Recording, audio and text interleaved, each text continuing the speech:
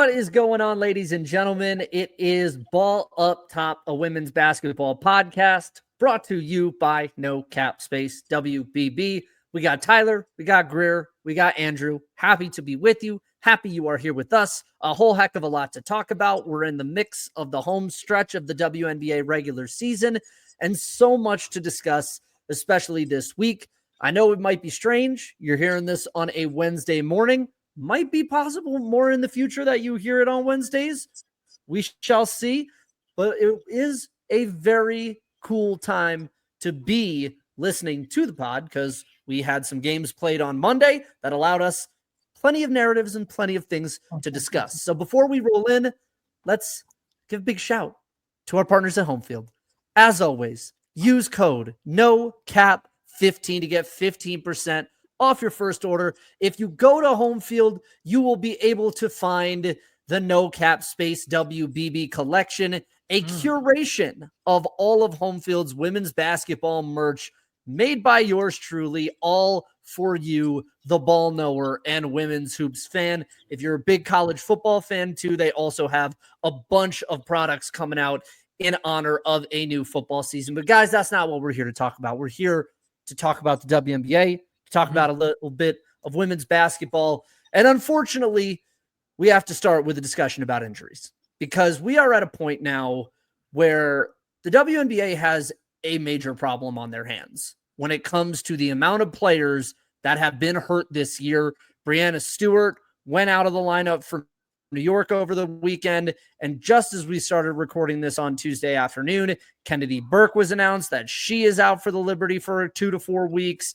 The benefit, Cam Brink is coming back for the LA Sparks, and the Sabally is out for New York as well. So everyone's dropping like flies, and then here comes LA seemingly getting healthier for the home stretch. But I want to start with you, Greer, because you had some interesting numbers that you put in the chat. I know Rebecca Lobo had the interesting statistic of less than 3 days rest on average between games. Is this sustainable for the WNBA? This feels like a big CBA negotiation topic at this point, given what we've seen this year.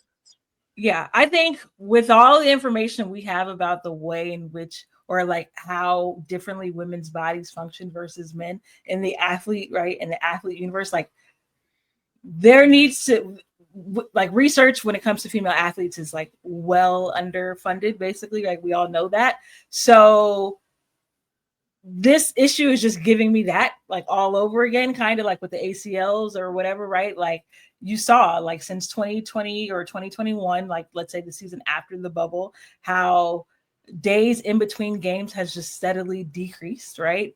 We know that there are more teams coming into the league. Therefore, this league, I mean, the season is going to get longer. They're going to be like maybe even squeezing more games into an already condensed kind of format. So yeah, it's an issue. And I think the players have been already pretty unified in the fact that like the travel was one piece, right? Private jets or whatever, that's one piece. But the other piece is like, if we are truly interested in putting the best product on the floor, our athletes need to be adequately rested and adequately cared for in between games. And so if nothing else, that seems like a talking point that they're all aligned on so far heading into these CBA discussions. And Rebecca Lobo was the one who brought up the discussion, but there was also some additional breakdowns that you put in our group chat that a Twitter user by the name of Corey Storms actually went out and screen grabbed. I don't know if it's his individual reporting, but it's actually pretty good. So basically, the argument is it's 2.7 days per game on average in the W right now. The schedule runs 118 days, May 16th to September 11th, divided by 44, that's 2.7. Only 2% of NBA players played all 82 games last year. 20% of WNBA players played in every game last year. And the most damning or most interesting thing for me noticing is in terms of minutes, the average NBA player played 1,043 minutes. So 26% of the total league makes it a whole season. The average W player does 615, so 38% of a whole season. 8 W players played 80% of their team's minutes last season. 0 NBA players managed that. So, Tyler, when those numbers kind of come out, I mean, I feel like there is a discussion here about what do you give, like the actual game number, shifting the calendar to extend it, and thus maybe bleed into the NFL season, which everyone is always so scared about, because you can't push it forward on the other end because the players still have to go to the draft and we're already condensed there as it is. What is the solution here if you're on the PA? I don't know what else you can do besides go deeper into the calendar. Like at this point, like if you're going to continue expanding, if you're going to continue, well, you could. Rosters. That certainly helps, right? That's I mean, true. that certainly helps. But even then, I still just feel like it's an inevitability that you're going to have, because even with 15 on a roster, but you're literally playing on average, you continue adding teams by 2030. If this is what we're at now, let's say you keep this calendar the same. What does 2030 look like by the time you have 3 more teams? Like you're going to be looking at literally an average of every other day at that point, so like there's a multiplication factor here of like, if you want to keep adding teams, which great, good, sure, go ahead, more money, all that, love it. There has to be a bit of a give and take in there where it's like you are going to have to expand these dates. You are going to have to expand the calendar of what you're looking at here. And even if you are going into NFL Sundays, like it feels like an inevitability. I don't know what else you can do. Like you can't just continue having this aspect Tuesday, of like Wednesday, Friday, Saturday. That's like you don't have to do these games on like big NFL Sundays. Like you can there's solutions here. If you really want to find solutions and avoid the NFL, you can do that to a point. There's a lot of NFL games throughout a week. Like once you're in the full aspect of the season, but you can avoid Sundays at least. I promise. Yeah. Like you can make it work. And the idea that we're gonna continue having this dialogue between the players being like, I'm tired, Grandpa, and Kathy in the WNBA being like, that's too damn bad. I'm not gonna sit here and continue having this dialogue. It seems, not to oversimplify it, honestly, but like it just seems like an inevitability. If you are going to add more teams, you simply cannot have this be the window of available times to play games. It's not sustainable. And especially, I can't imagine. We've been talking about the idea of the way that rookies come in and the short window and the risk of that already. And then you're going to condense these games more with the star power that your entire league is being built on these rookies that are coming in. And you want these rookies to be healthy, not only for the short term, but for their entire career. And the idea of putting them in a place where they risk that, nah, no thanks. The other thing, too, that I think is so crazy about this is there is an understandable fear of the NFL, right? I mean, the NFL is the 800-pound gorilla in the room when it comes to television ratings, when it comes to dominating the news landscape, when it comes to eating up everything in its path. But my argument is like, at what point are you just kind of appeasing Thanos, right? Like, the NFL doesn't care. The NFL has already taken the NFL just broadcast on Christmas Day and just took that shit from the NBA.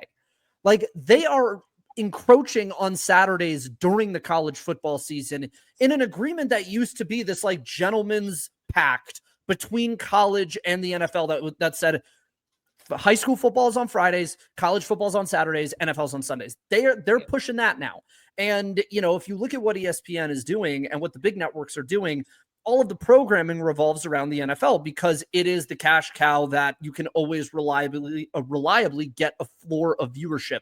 And while I know that is scary, there is a piece of me that wonders if you capitulate to the NFL, like the NFL is just going to come for your block anyway at some point. Like it doesn't really matter how much you try and skate. Just ask the NCAA and the NBA. Like an NFL game on Christmas Day was unheard of even 3 years ago. And now it's on Netflix with Beyonce doing the halftime show. Like it is, they are not here to play by anybody else's rules. And I think the only way you do it is you got to slide the calendar out, as Tyler mentioned. And I guess I'm interested in your guys' takes on this when it comes to the inventory, right, of women's basketball. The assumption is going to be they're going to want more games and eventually get to like a 60-game season. If the discussion becomes, we'll extend the calendar and give you more time between games, but the argument on the flip is that you are like EuroLeague, unrivaled, AU, gone. Like, well, at what point, I guess, does that rubber meet that road? And is that a situation that's solved by paying them enough that they don't have to do those things unless you can slide the calendar out and it not have to be as much of a concern? I feel like you're stooped in thought with this, Greer, because this concerns your people. This is a Fee Stewie thing now. Well, and not even just them, right? Like, obviously what they did was unrivaled this past year, and what they're, pledging to do going forward is like incredible, right? Overall Star Weekend, you saw them sign the next generation of college stars, NIL deals and stuff like that regarding unrivaled. So like, they are acutely aware of, I guess, all the ramifications, right? And the inner workings of how things might go. But also when I hear things like,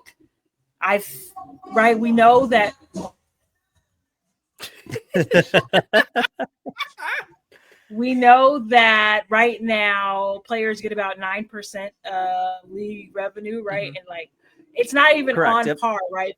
BRI is not even on par with the men, right? And like what the definition is and like all that it encompasses. So like, we know that they're working to like, come up with like a sufficient definition of what BRI is. Okay. And then once we do that, we want to increase that 9% share too, right? Of revenue. And so I've heard things like, 3x bump in salary, something like that, right? Than what you currently make. So you're looking at roughly. Like a max player making about $750,000 annually, something like that, right? So it is interesting. I mean, Gabby Williams has been incredibly forthcoming, probably more than any other WNBA player, about what took place in those meetings over the All-Star break and how it seems like the league powers want to just like completely obliterate any other leagues that their players may play in the off season. And so, this is like a different populace too, right? Like, this is 144 women, maybe, throw in 30 more just like in the pool of available players, right? On the periphery. It's not 450 like the NBA side, right? For a lot of these, like, this is truly the cream of the crop makes it to the W, right? Like, with NIL, like, again, you're not coming to the bargaining or negotiating table with like people who don't have anything. Yeah. Like there's just a level of desperation that's missing in this labor dispute, and I'm glad, like, we needed to come to this point. So I don't know how it works out, because it seems like the women are pretty dead set on maintaining some autonomy, right? Like, yeah, I don't think they want it to go to exactly like it's gone for the NBA, No. And I think beyond that too, it's interesting because as much as other people want to dog those leagues and use the conflict of interest line, like, this is exactly what those leagues are for, as a leverage point. Like, cool, you want to stamp those out? Fine. Change the calendar, pay us, and we won't have to have the second job. And it becomes exceedingly simple once you start to do that. So I'm fascinated by where this goes. And this CBA negotiation, for me, as someone who kind of geeks out on this type of stuff, I think it's one of the most fascinating sports labor discussions of the last 25 years. Like, I think this is, I think this is one of the most interesting discussions, because as you mentioned, you have a league where the players have options. And as much as people want to say like they don't have them, there's 3 other leagues coming online that would love the idea of a strike where they could all of a sudden pull WNBA names in a way that they couldn't a year ago. So that's something worth keeping in consideration.